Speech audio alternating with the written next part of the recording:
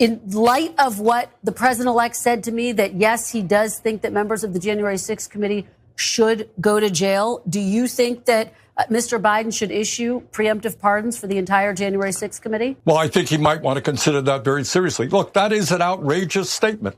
This is what authoritarianism is all about. It's what dictatorship is all about. You do not arrest elected officials who disagree with you, who undertake an investigation.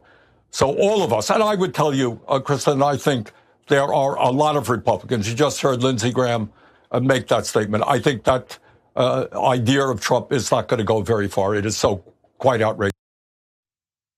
So I guess I wouldn't have been able to say for sure that Bernie would advocate for this, but his argument, I think, makes all the sense in the world. Donald Trump has been saying very clearly that he wants these people to be locked up. That seems insane. And as he said, not every Republican agrees on this. We'll be talking about Lindsey Graham in a little bit. But I want to focus on this side of Bernie. In a lot of ways has always gotten it in a variety of ways about the politics of the two parties and everything. And I think he also, I don't think he, in this area is always right, but he also gets that like, this is exactly the sort of power that Donald Trump would use in this case. He'd use it corruptly, he'd use it dishonestly, but in this case, Biden has a chance to use it. Like, I don't want him giving a blanket pardon to Adam Schiff for literally anything he might have done in the past 20 years. But I know that Adam Schiff didn't break any laws when he was a part of the January 6th committee. I'm pretty sure of that. I don't love Liz Cheney or the Cheneys. I think that much is clear, but I also don't think that Liz Cheney violated the Constitution when she served as part of the January 6th committee. So if we can avoid a pointless 3.5-year investigation into them, then I think that that's a good use of the pardon power, so long as Biden also uses it to benefit regular people.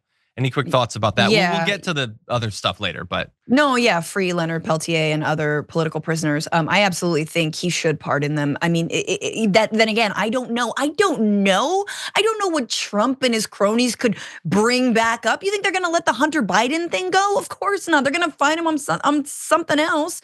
So like, I don't know, but you're absolutely, if we're worried that Trump will then pardon his people, he already did.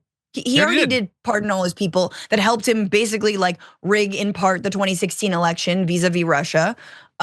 Sorry, I'm one of those people that, like reads stuff and believes it when it's done, when the investigations come down. Like, agreed. So like, yeah, I mean, there's no reason to be afraid. I'm so tired of being afraid. Good God, no one will remember when we are in the gulags.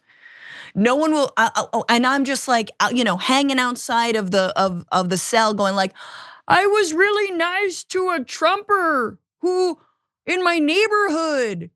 Anybody remember? I helped him with the trash. I gave Trump credit. He was pretty good when he was talking about bringing manufacturing back.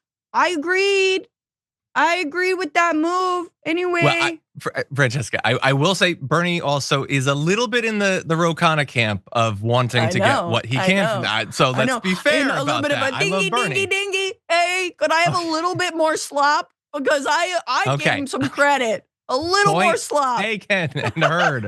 You will get your slop, don't you worry. We'll all get our slop with the way the internet's going. But anyway, yeah, but in terms of the use of power you actually have that you were totally free to use, I want I want Joe Biden to do everything he can. And I'd also be fine with him going in the direction of your recent op-ed and doing a little bit of crime as well. But he's not gonna do that, let's be clear.